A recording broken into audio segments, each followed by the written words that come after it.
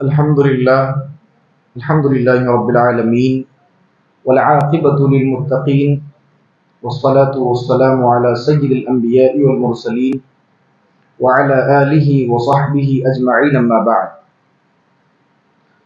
أعوذ بالله من الشيطان الرجيم بسم الله الرحمن الرحيم إنا أنزلناه في ليلة القدر معزز حاضرین، تمام قسم کی تعریف اللہ تبارک و تعالیٰ کے لیے ہے کہ اس نے ہمیں اور آپ کو رمضان المبارک میں یہ راتیں نصیب فرمائی، اور قابل مبارکباد ہیں ہر وہ شخص، ہر وہ فرد اور ہر وہ آدمی جو آج اس مسجد کے اندر اکٹھا ہے۔ یقیناً ہم اور آپ بڑے خوش نصیب ہیں کہ اللہ تبارک و تعالیٰ نے ہمیں اور آپ کو یہ موقع فراہم کیا، اور یہ کیسی رات ہے ہم اور آپ اس سے بخوبی واقف ہیں۔ بارہا بتایا بھی جاتا ہے کہ یہ کون سی رات ہے، اور ہم نے 21ویں تاخرات جاگ لی، 23ویں تاخرات ہم نے جاگ لی اور عبادتیں بھی کی، 25ویں بھی ہم نے تاخرات جاگی، اور اسی طریقے سے آج اسی تاخرات کی یہ چوتھی کڑی ہے اور 27ویں شب اور 27ویں تاخرات ہے۔ اللہ تعالیٰ سے دعا کرتے ہیں کہ اللہ تبارک و تعالیٰ ہمیں جم کر ان راتوں میں عبادت کرنے کی توفیق عطا فرمائے۔ اے اللہ، ہم تمام لوگوں نے اب تک جتنے بھی نیک اعمال کیے شروع رمضان سے اب تک، اللہ ہمارے قیام کو، ہمارے صیام کو قبول فرمائے۔ جیسا کہ معلوم ہے کہ ان راتوں میں ہم اپنی اپنی مساجد میں چھوٹے چھوٹے پروگرام کرتے ہیں جو قرآن و حدیث کی روشنی پر ہی منحصر ہوا کرتی ہے۔ تلاوت کلام اللہ کے ذریعے یا حمد و ثنا کے ذریعے اللہ کی بڑائی بیان کر کے، یہ ساری چیزیں ہم قرآن اور اللہ کی تعریف اور اس کی بڑائی بیان کر کے ہی کرتے ہیں۔ لہذا آج کی اس محفل کو شروع کرنے کے لیے، آغاز کرنے کے لیے، میں تلاوت کلام اللہ کے لیے جناب محمد ایوب صاحب کو دعوت دیتا ہوں کہ وہ آئیں اور قرآن کریم کی چند آیات کو ہمارے سامنے پیش کریں۔ جناب محمد ایوب صاحب۔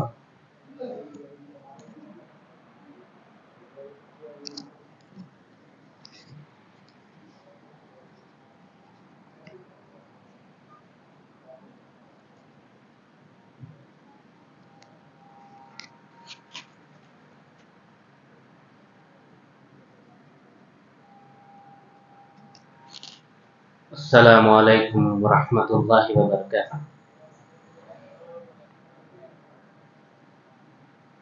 اعوذ باللہ من الشیطان الرجیم،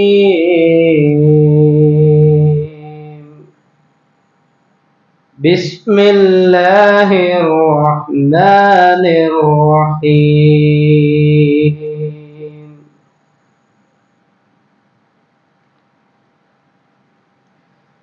الحمد للہ رب العالمین، الرحمن الرحیم،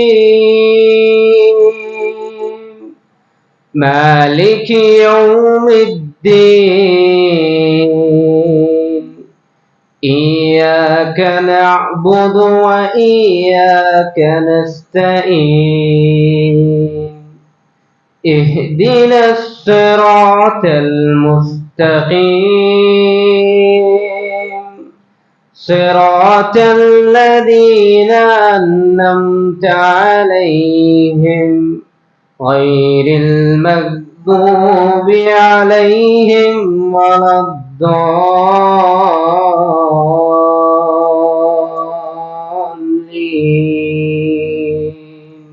آمين۔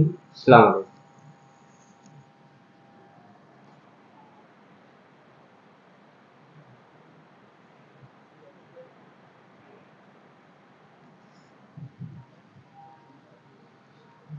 ماشاء اللہ، جزاک اللہ خیر محسن الجزا۔ اس کے بعد میں ایک چھوٹے سے بچے کو دعوت دیتا ہوں، سید عثمان صاحب، وہ آئیں اور تلاوت کلام اللہ پیش کریں۔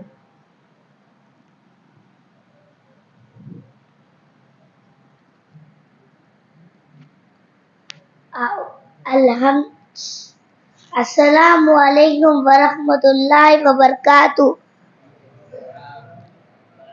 اعوذ باللہ من الشیطان الرجیم. بسم اللہ الرحمن الرحیم. ألم تر كيف فعل ربك بأصحاب الفيل ألم يجعل كيدهم في تضليل وأرسل عليهم طيرا أبابيل ترميهم بحجارة من سجيل فجعلهم كعصف مأكول. السلام علیکم.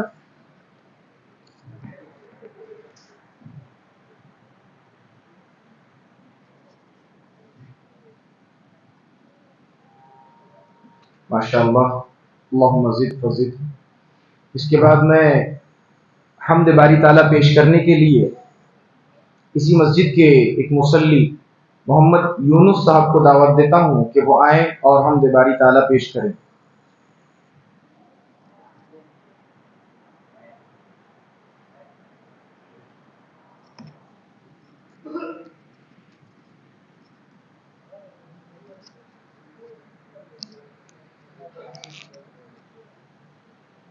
السلام علیکم ورحمۃ اللہ وبرکاتہ. ہر ایک شے میں جھلک وہ اپنی ربوبیت کی دکھا رہا ہے.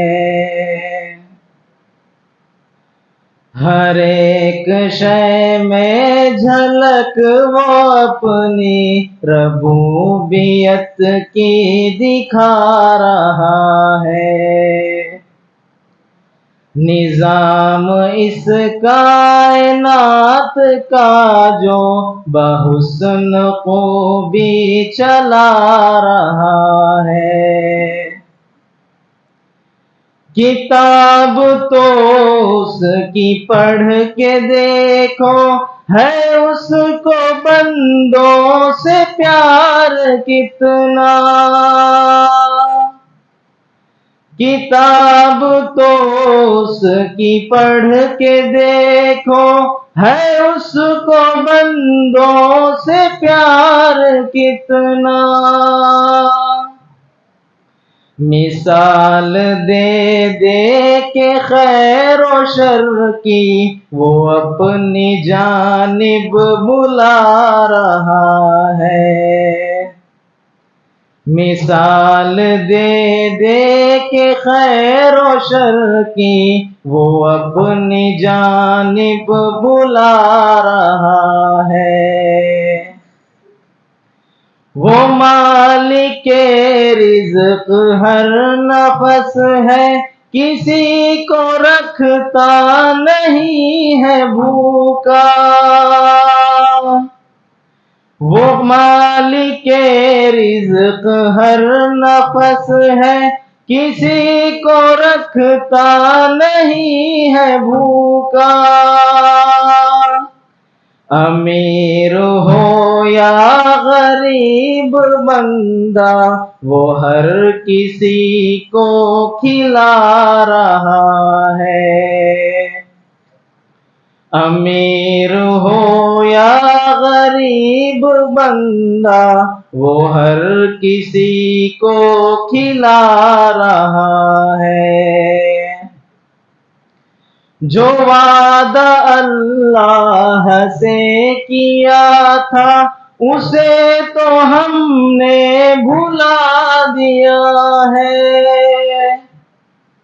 جو وعدہ اللہ سے کیا تھا اسے تو ہم نے بھلا دیا ہے. مگر جو اس نے کیا تھا ہم سے وہ وعدہ اپنا نبھا رہا ہے. مگر جو اس نے کیا تھا ہم سے وہ وعدہ اپنا نبھا رہا ہے.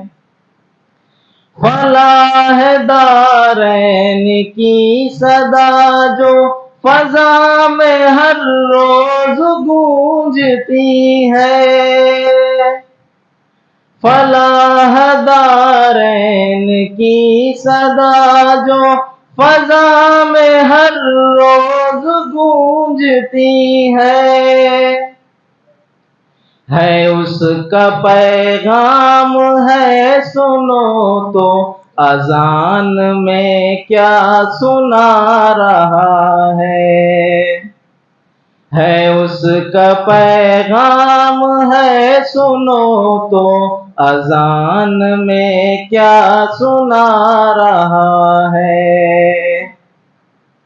اسی کی مانو اسی کو چاہو یہ کامیابی کی ہے ضمانت، اسی کی مانو اسی کو چاہو یہ کامیابی کی ہے ضمانت، وہ سرخرو ہوگا آخرت میں جو اس کو دل میں بسا رہا ہے، وہ سرخرو ہوگا آخرت میں جو اس کو دل میں بسا رہا ہے، شمیم توبہ کا وقت کم ہے خطائیں تم اپنی بخشوا لو، شمیم توبہ کا وقت کم ہے خطائیں تم اپنی بخشوا لو، بہت ہے یوم حساب سنگین جو کہ نزدیک آ رہا ہے، بہت ہے یوم حساب سنگین جو کہ نزدیک آ رہا ہے، ہر ایک شے میں جھلک وہ اپنی ربوبیت کی دکھا رہا ہے، نظام اس کائنات کا جو بحسن خوبی چلا رہا ہے۔ السلام علیکم۔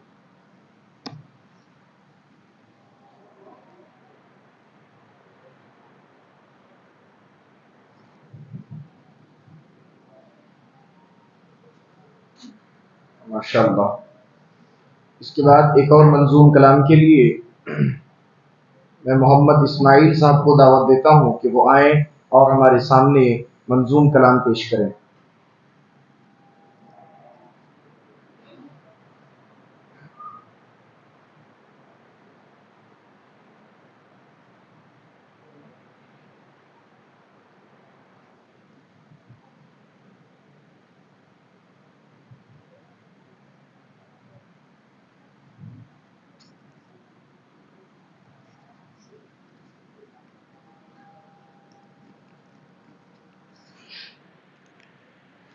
السلام علیکم ورحمۃ اللہ وبرکاتہ۔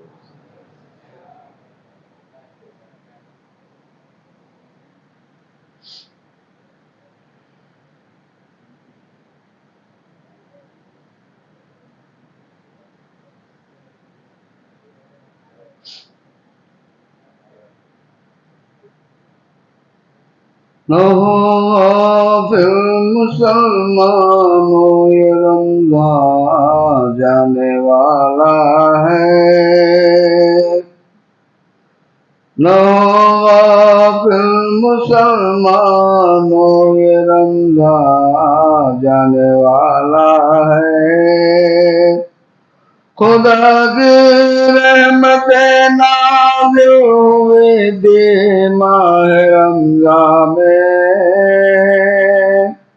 ملا کرتی تھی ہر سال کو ہم پڑھتے ہیں قرآن میں، خلائق سے جدا ہو کر یہ رمضان جانے والا ہے، نہ ہوگا غافل مسلمانوں یہ رمضان جانے والا ہے۔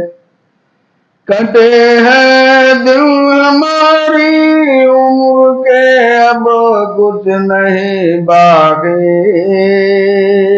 مسلمان جو گزشتہ سال تھے وہ اب نہیں باقی، نہیں معلوم ہم کو کون آگے جانے والا ہے، نہ ہوگا مسلمانوں یہ رمضان جانے والا ہے۔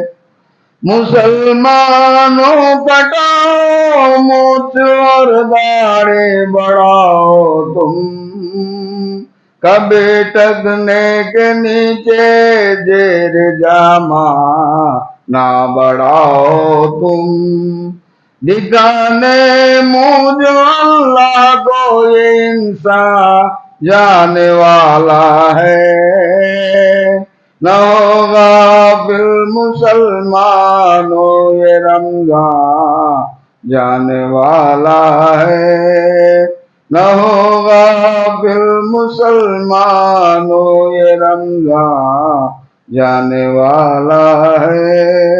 السلام علیکم ورحمۃ اللہ وبرکاتہ۔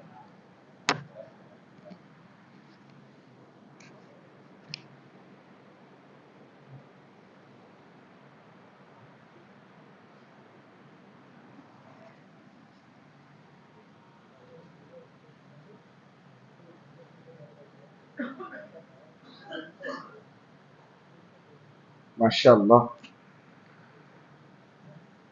بہت ہی پیاری نظم تھی۔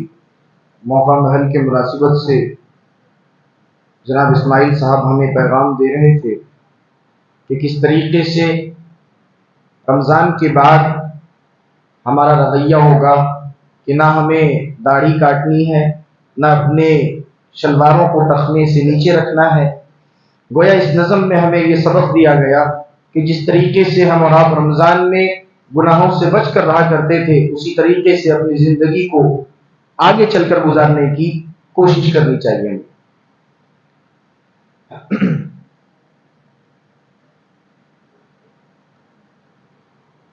آج اس درس میں انشاءاللہ ایک حدیث پڑھ کر کے اس کی تشریح کروں گا اور زیادہ لمبی باتیں نہیں کروں گا، بس ایک کانسیپٹ کلیئر کرنا چاہتا ہوں۔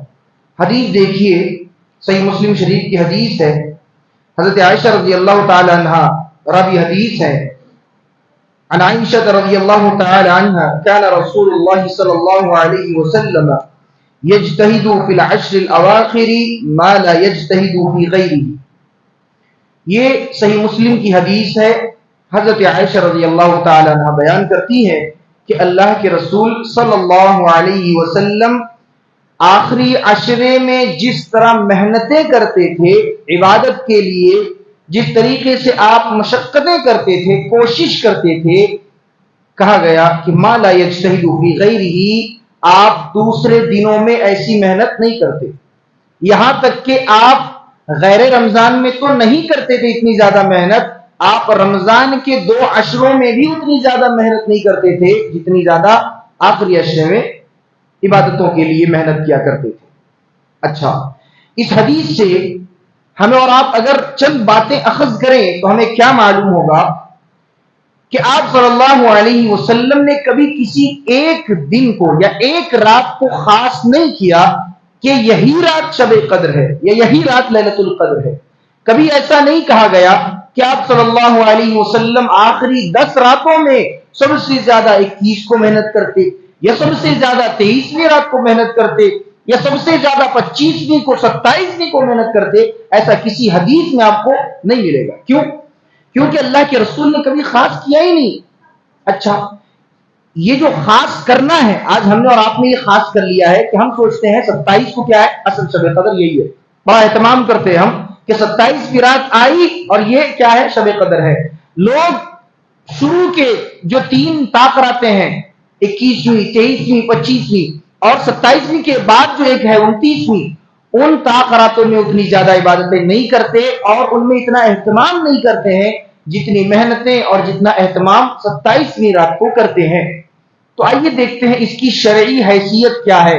کیا قرآن و حدیث میں اس کی کوئی دلیل ہے کہ 27ویں طاقرات ہی شب قدر ہے، 27ویں طاقرات ہی لیلۃ القدر ہے؟ کیا ایسی کوئی دلیل، ایسی کوئی نص قرآن و حدیث سے ثابت ہے؟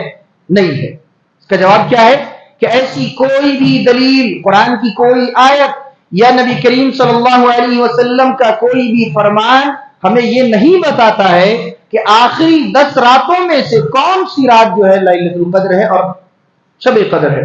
کوئی بھی ایسی نہ آیت ہے نہ کوئی ایسی حدیث ہے۔ آپ صلی اللہ علیہ وسلم کو بتایا گیا تھا، صحیح مسلم اور صحیح بخاری کی حدیث ہے، آپ صلی اللہ علیہ وسلم کو اللہ رب العالمین نے بتا دیا تھا کہ لیلۃ القدر کون سی رات ہے، یعنی قدر والی جو رات ہے جس کے تعلق سے کہا گیا کہ لیلۃ القدر خیر من الف شہر، 1000 مہینوں سے بھی بہتر ہے، 1000 مہینوں کی عبادتوں سے بھی بہتر ایک رات کی عبادت ہے۔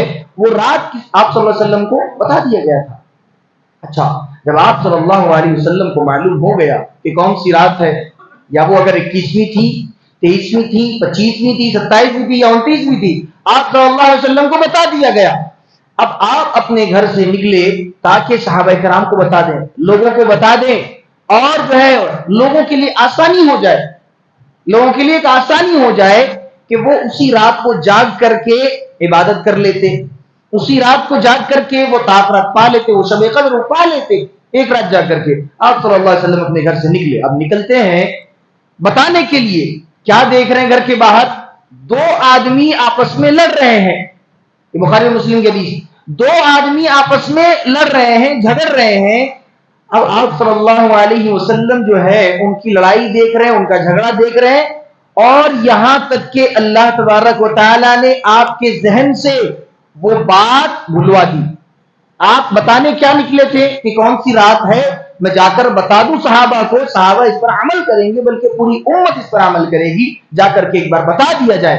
آپ صلی اللہ علیہ وسلم نکلے، دیکھا 2 لوگ لڑ رہے ہیں، انہیں دیکھتے دیکھتے کیا ہوا، اللہ رب العالمین نے نبی کریم صلی اللہ علیہ وسلم کے ذہن سے وہ بات نکال دی اور آپ کو بھلوا دیا گیا کہ وہ کون سی رات تھی۔ اب بعد میں آپ صلی اللہ علیہ وسلم بھی یاد کر رہے ہیں، یاد ہی نہیں آ رہا ہے کون سی رات تھی، بتانے نکلے، اب بتا نہیں پا رہے۔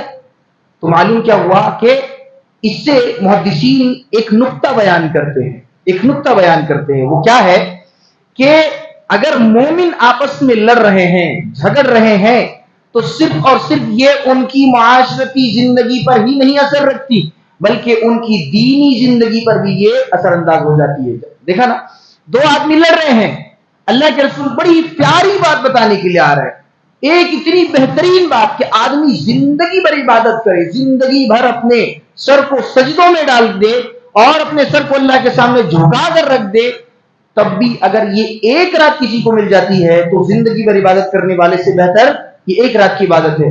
ایسی رات کے تعلق سے آپ صلی اللہ علیہ وسلم خوشخبری دینے کے لیے جا رہے ہیں، لیکن کس وجہ سے بلا دیا گیا کہ 2 آدمی، 2 مومن آپس میں جھگڑ رہے ہیں، اور ان جھگڑنے والوں کی وجہ سے آپ صلی اللہ علیہ وسلم کے ذہن سے اس بات کو بلا دیا گیا، اور وہ رات آپ کے ذہن سے نکال دی گئی کہ وہ کون سی رات تھی جو لیلۃ القدر ہے، جو شب قدر ہے۔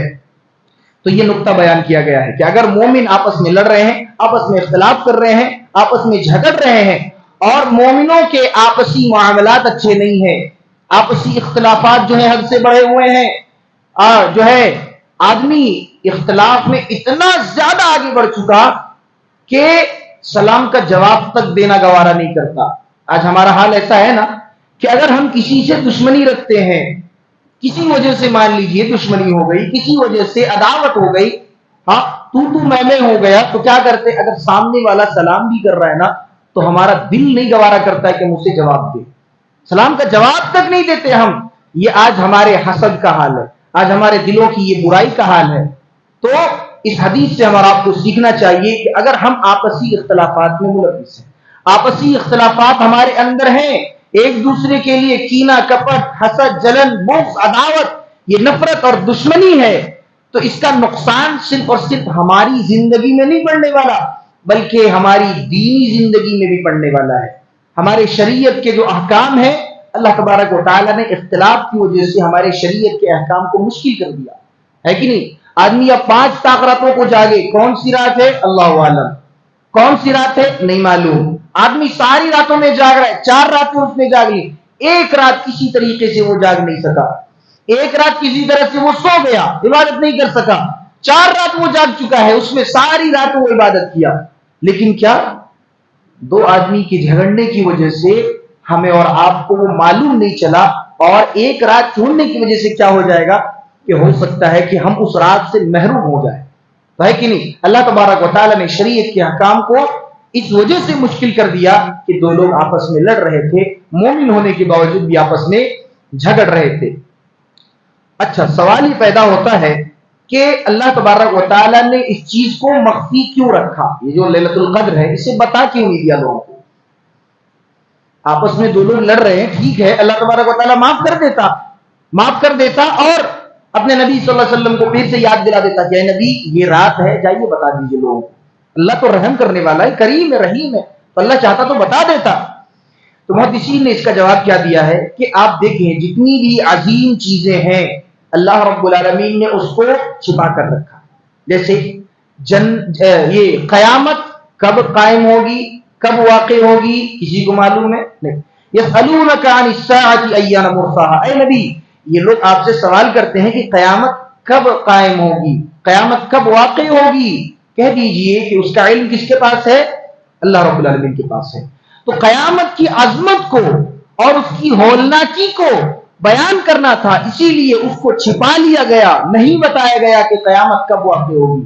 آج سے 1400 سال پہلے بھی صحابہ کرام سمجھتے تھے کہ کوئی بھی نشانی ظاہر ہوئی کل قیامت ہے. ہوا چلتی تھی, صحابہ کرام پریشان ہو جاتے تھے کہیں قیامت تو نہیں آنے لگی. آج بھی وہی حال ہے, ہم نہیں جانتے کہ قیامت کب قائم ہوگی. آج سے 100 سال کے بعد اگر کوئی ہے اس دنیا میں اسے بھی نہیں معلوم, آج سے 100 سال پہلے جو تھے انہیں بھی نہیں معلوم تھا کہ قیامت کب واقع ہونے والی ہے. تو اللہ تبارک و تعالیٰ نے جتنی بھی عظیم چیزیں ہیں ان کو چھپا کر رکھا, انہیں نہیں بتایا. جیسے جنت ہے, اب جنت کے تعلق سے بھی اللہ رب العالمین نے کیا کہا کہ فلا تعلم نفس ما اخفی لهم من قرۃ اعین, کہ کوئی بھی نفس یہ نہیں جانتا ہے کہ اللہ تبارک و تعالیٰ نے اس کی آنکھوں کی ٹھنڈک کے لیے کیا کیا چیزیں چھپا کر رکھی ہیں. تو چھپا کر رکھی اللہ رب العالمین, ظاہر نہیں کیا, ایک اشارہ دیا. قیامت کے تعلق سے بھی اشارہ دیا کہ یہ نشانیاں ہوں گی, قیامت ایسی خطرناک ہوگی, یا پھر قیامت بہت سخت دن ہوگا, یہ بتا دیا. جنت کی نعمتوں کا بھی تذکرہ کر دیا کہ جنت کی نعمتیں ایسی ہوں گی, اس میں حوریں ملیں گی, اس میں محل ہوں گے, اس میں نہریں ہوں گی, اس میں جو ہے اچھے اچھے میوے ہوں گے. تو اللہ تبارک و تعالیٰ نے جو ہے علامات بتا دیے اور ان کی چند صفتیں بیان کر دی, لیکن ایگزیکٹ کیا چیز ہے جنت, کیا چیز ہے قیامت, کب واقع ہوگی, یہ ساری چیزیں نہیں بتائی. حدیث میں آتا ہے نا کہ اللہ تبارک و تعالیٰ فرماتا ہے, حدیث میں آتا ہے, حدیث قدسی ہے, اللہ رب العالمین فرماتا ہے کہ اعددت لعبادی الصالحین ما لا عین رأت ولا اذن سمعت ولا خطر علی قلب بشر, کہ اللہ رب العالمین کہتا ہے کہ میں نے اپنے بندوں کے لیے ایسی جگہ تیار کر رکھی ہے, ایسی جنت تیار کر رکھی ہے جس کو نہ کسی آنکھ نے دیکھا, نہ کسی کان نے سنا, نہ کسی کے دل میں اس کے تعلق سے گمان بھی آیا, گمان بھی کسی کے دل میں نہیں گیا. تو جنت کی عظمت, جنت کی فضیلت, یہ جنت کیا ہے, ایک عظیم چیز ہے, اللہ نے اس کو چھپا لیا. جہنم کو بھی اللہ نے چھپا لیا. تو آپ دیکھیں گے کہ جتنی بھی عظیم چیزیں ہیں اللہ تبارک و تعالیٰ نے ان کے علامات کو بیان کی, ان کے صفات کو بیان کیے, اور اس کی اصل کو نہیں بتایا, اس کی اصل کو نہیں بتایا کہ وہ حقیقت میں کیا چیز ہے, لیلۃ القدر کیسی ہے, قیامت کب واقع ہوگی, جنت کیسی ہے, جہنم کیسی ہے. اللہ تبارک و تعالیٰ ان سب کے تعلق سے جو ہے بہت زیادہ وضاحت نہیں فرمائی. اسی لیے محدثین بیان کرتے ہیں کہ لیلۃ القدر کو مخفی رکھنے کی ایک وجہ اور مخفی رکھنے کا ایک سبب یہ بھی ہے کہ یہ ایک بہت عظیم چیز ہے. لیلۃ القدر ایک بہت عظیم رات ہے، اور عظیم رات کیسے نہ ہو؟ اللہ نے کہا کہ لیلۃ القدر خیر من الف شہر، 1000 مہینوں سے اگر بہتر کوئی رات ہے تو وہ عظیم نہیں ہے، وہ عظمت والی رات نہیں ہے؟ یقیناً وہ عظمت والی رات ہے۔ اسی لیے اللہ تبارک و تعالیٰ نے اس رات کو چھپا لیا ہے اور ہمیں اور آپ کو نہیں بتایا ہے۔ اسی لیے اللہ کے رسول صلی اللہ علیہ وسلم نے بھی جو ہے صحابہ کرام کو حکم دیا تھا کہ لوگوں تم آخری کے 10 راتوں میں اس رات کو تلاش کرو، اور ان میں بھی کیا طاق راتوں میں تلاش کرو، لیکن صحیح چیز نہیں معلوم، کسی کو وضاحت کے ساتھ نہیں بیان کیا گیا کہ یہ رات ہے 23ویں ہے، 21ویں ہے، 27ویں، 25ویں، 29ویں، کسی کو نہیں بتایا گیا۔ لہذا اگر ہمارے دل میں، ہمارے ذہن میں اگر یہ خیال ہے کہ آج 27ویں طاق رات ہے، آج 27ویں جو ہے رات ہے، تو یہی رات لیلۃ القدر ہے یا یہی رات شب قدر ہے، تو ایسی کوئی بات قرآن و حدیث سے ثابت نہیں ہے۔ تو ہمیں اور آپ کو جو ہے اپنا یہ جو ذہن ہے یہ تبدیل کرنا چاہیے، اور ہمیں اور آپ کو جناب محمد رسول اللہ صلی اللہ علیہ وسلم کے فرمان پر، اللہ رب العالمین کے فرمان پر یقین ہونا چاہیے کہ جب اللہ تبارک و تعالیٰ نے اور نبی کریم صلی اللہ علیہ وسلم نے ہمیں کوئی ایسی رات متعین کر کے نہیں بتائی کہ یہ لیلۃ القدر ہے یا یہ شب قدر ہے، تو ہم اپنے تئیں کوئی رات مقرر نہ کر لیں، اپنے حساب سے کوئی ایک رات کو مقرر نہ کر لیں۔ یہ الگ بات ہے کہ علماء کہتے ہیں کہ غالب گمان ہے، حدیثیں آتی ہیں 21ویں طاق رات کے تعلق سے بھی حدیثیں آتی ہیں کہ 21ویں رات کیا ہے؟ لیلۃ القدر ہے۔ غالب گمان ہے 23ویں کے تعلق سے بھی آتا ہے، غالب گمان ہے کہ یہ ہو، 27ویں تعلق سے بھی ایسے ہی کہا جا سکتا ہے کہ غالب گمان ہو کہ یہی وہ رات ہے۔ لیکن پھر حدیثوں میں یہ بھی آتا ہے کہ ہر سال راتوں کو تبدیل کر دیا جاتا ہے، ہر سال رات کو بدل دیا جاتا ہے۔ اگر مثال کے طور پر آج اس سال میں اگر مان لیتے ہیں 23ویں کو جو ہے شب قدر تھی، تو اگلے سال ہو سکتا ہے کہ وہ 25ویں کو رکھ دی جائے، یا اگلے سال اگر 25ویں کو ہے تو اس سے اگلے سال 27ویں کو رکھ دی جائے۔ تو یہ جو نمبر ہیں یہ عدلتے بدلتے رہتے ہیں، اور اللہ تبارک و تعالیٰ اس کو آگے پیچھے کرتا رہتا ہے۔ لہٰذا کسی ایک رات کو خاص کر کے ہمیں اور آپ کو ایسی جو ہے سوچ نہیں رکھنی چاہیے کہ یہی لیلۃ القدر ہے۔ یہ قرآن و حدیث کے کیا ہے؟ یہ خلاف ہے۔ آئیے اللہ تبارک و تعالیٰ سے دعا کرتے ہیں کہ اللہ تبارک و تعالیٰ ہم سبوں کو کئی سنی باتوں کو سمجھنے اور ان پر صحیح عمل کرنے کی توفیق عطا فرما۔ اے اللہ ہم تمام مسلمانوں نے آج تک جتنے بھی خطائیں کی، جتنی بھی غلطیاں کی، اے اللہ ان تمام گناہوں کو، ان تمام خطاؤں کو تو اپنے فضل و کرم سے معاف فرما۔ اے اللہ ہم تمام لوگوں نے اب تک جتنی بھی نیک اعمال کی، ٹوٹے پھوٹے جو بھی ہم سے نیک اعمال ہوئے، اے اللہ ان تمام نیک اعمال کو تو اپنے فضل و کرم سے قبول فرما لے۔ آمین۔ سبحانک اللہم وبحمدک، اشہد ان لا الہ الا انت، استغفرک واتوب الیک۔ اللہم انک عفو تحب العفو فاعف عنا، اللہم انک عفو تحب العفو فاعف عنا، اللہم انک عفو تحب العفو فاعف عنا۔